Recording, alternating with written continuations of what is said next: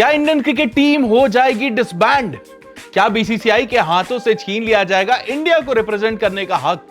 आखिर क्या है ऐसा ये स्पोर्ट्स गवर्नेंस बिल में जिसके वजह से अब बीसीसीआई और इंडियन गवर्नमेंट के बीच में एक राइवलरी शुरुआत हो सकती है? इंडियन गवर्नमेंट के आंखों में चढ़ चुकी है बीसीसीआई अब, और इस स्पोर्ट्स गवर्नेंस बिल्स के आने से बीसीसीआई को बहुत बड़े बड़े बदलाव करने पड़ेंगे, वरना उनके लिए खतरे की घंटी बज चुकी है। आइए आपको इस वीडियो में एक्सप्लेन करते हैं बेहतर तरीके से क्या है ये पूरा मामला और किस तरीके से बीसीसीआई को अपने पंजे में कसना चाहती है Indian government. So hello and welcome back to another episode of cricket insider. स्वागत है आप सबका, मेरा नाम है दोस्तों आदित्य और चलिए इस वीडियो की करते हैं शुरुआत। सबसे पहले दोस्तों आपको बता दूं कि 23 जुलाई को नेशनल स्पोर्ट्स गवर्नेंस बिल को पेश किया गया है इंडियन गवर्नमेंट की तरफ से लोकसभा में।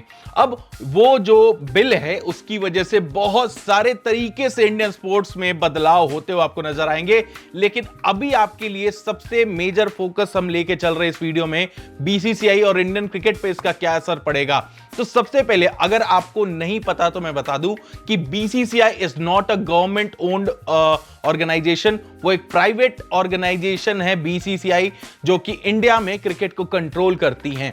कंट्रोल ऐसे करती हैं क्योंकि उनको गवर्नमेंट रिकॉग्नाइज करती है एज दियर मतलब एज अ बोर्ड, उनको रिप्रेजेंट करने का अपॉर्चुनिटी दे रखा है कि आप इंडिया नाम यूज करके खेल सकते हैं, इंटरनेशनल टूर्नामेंट्स में इंटरनेशनल मैचेस खेल सकते हैं।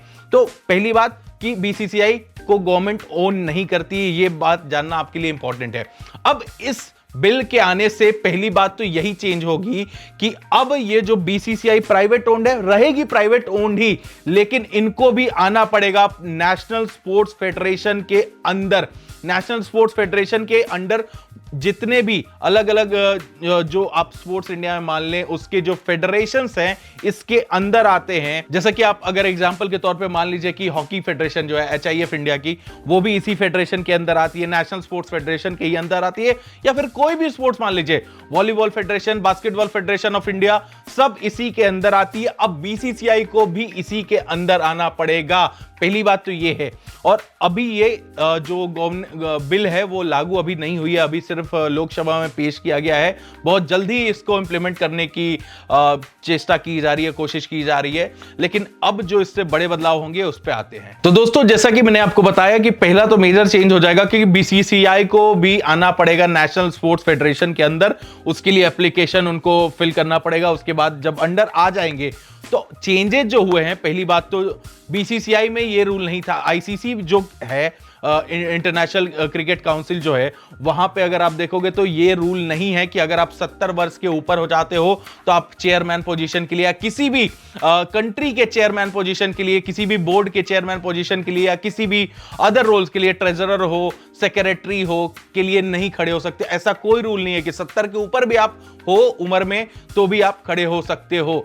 जैसे कि अभी फिलहाल रॉजर बिन्नी हैं बीसीसीआई के प्रेसिडेंट, जैसा कि आप जानते हो। तो सबसे बड़ा बदलाव यह होगा कि बीसीसीआई के अब प्रेसिडेंट जो रॉजर बिन्नी अगले टर्म के लिए इलेक्शन में नहीं पार्टिसिपेट कर सकते, क्योंकि ऑलरेडी उन्होंने लास्ट सैटरडे को 70 वर्ष उम्र कंप्लीट कर लिया है। 1983 जब वर्ल्ड कप जीती थी इंडियन टीम, तो उस वर्ल्ड कप में सबसे ज्यादा विकेट लिए थे रॉजर बिन्नी ने, 70 साल के हो गए हैं। आईसीसी में ये रूल नहीं था, लेकिन ये जो नया गवर्नेंस बिल है स्पोर्ट्स का, उसमें ये ऐड कर दिया गया है, क्योंकि जो लोढ़ा कमेटी है जिस पे बीसीसीआई के बहुत सारे रूल्स एंड रेगुलेशंस भी बेस्ड हैं, साथ में इंटरनेशनल ओलंपिक कमेटी जो है, जो उसमें रूल्स एंड रेगुलेशंस कहती है, वो उसमें है कि 70 वर्ष के ऊपर आप हो गए तो आप किसी भी इलेक्शन में किसी भी पोस्ट पे आप नहीं बैठ सकते हो। वो अब बीसीसीआई को भी फॉलो करना पड़ेगा, विच मींस कि अब रॉजर बिन्नी जब उनका टेन्योर समाप्त होगा सितंबर अक्टूबर में, तो बीसीसीआई को एनी हाउ इलेक्शन करना पड़ेगा। इलेक्शन अगर नहीं करते हैं तो उनसे हक छीन लिया जा सकता है इंडिया को रिप्रेजेंट करने का। ये बीसीसीआई का लोगो रहा, ये इंडिया जो लिखा रहता है यहां पे, BCCI no longer can represent India in any international tournament. तो ये बड़ा चेंज हो सकता है, इलेक्शन करवाना पड़ेगा।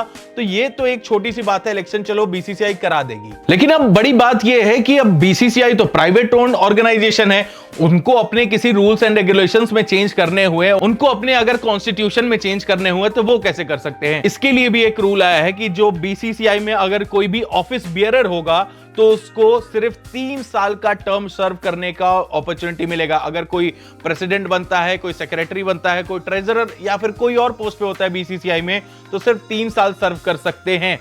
और ऑब्वियसली 70 वर्ष के नीचे होना है। लेकिन मान लीजिए अभी 70 के नहीं हुए हैं, लेकिन 3 साल आपने सर्व कर लिया तो आपको 3 साल का ही कूलिंग ब्रेक लेना पड़ेगा। यानी 3 साल में आप किसी भी पद पे वापस नहीं आ सकते हो बीसीसीआई में। फिर वो जो आप 3 साल का कूलिंग पीरियड सर्व कर लोगे, फिर आप 3 साल के लिए किसी और पद के लिए इलेक्शंस में खड़े हो सकते हो। ये चीज है बड़ी। लेकिन अगर कॉन्स्टिट्यूशंस में कुछ चेंजेस, अमेंडमेंट करने पड़े बीसीसीआई को, तो उनको जाना पड़ेगा, गो थ्रू करवाना पड़ेगा नेशनल स्पोर्ट्स ट्रिब्यूनल के थ्रू।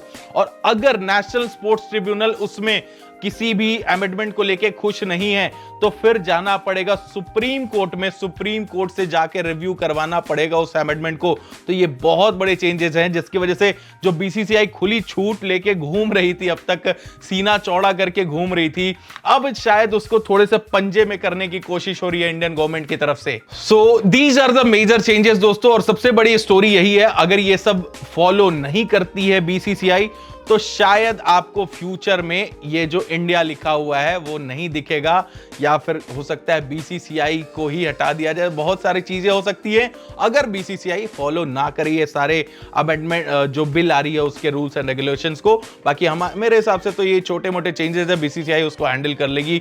वहां बहुत ही बेहतर समझदार लोग बैठे हुए हैं।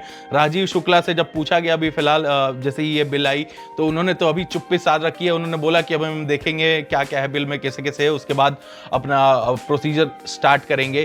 तो देखते हैं अब आगे क्या होता है। बाकी आपको अपडेट देते रहेंगे इस मुद्दे पे। आपके क्या कहना है कि ये जो स्पोर्ट्स अमेंडमेंट बिल आने वाला है, क्या वो सही है? क्या बीसीसीआई को थोड़े से पंजे में लेने की जरूरत भी थी? ये नहीं, आप कमेंट बॉक्स में जरूर अपने ओपिनियन को रखिएगा। Thank you so much for tuning in. हम आपको मिलते हैं अगले वीडियो में।